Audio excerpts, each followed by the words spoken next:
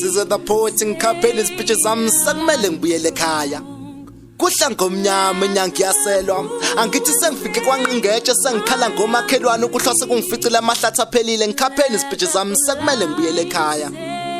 Angithi belingiduda sidudana sikhohlisana sakhohle ukuthi ukukhohlisana kuzosikhohlwa sibuthwe ngokuhla bese siyagwebhana mina ithi belingigwaza ningigqiba ngizobuya cha.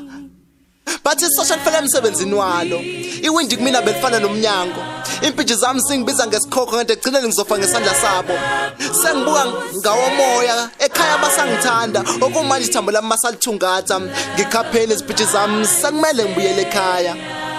Akulula nokuthi ngibuye ngephupho ngihlela ngisagijima ngeenyawo inyama sahlangene nomphefumulo bengingakaze ngibuyele ekhaya sengisho ukubuyela ukuzozehlisa ithambo lami lisehlane njengemali ebengiyisebenza ebishiya impilo zabantu dengwane.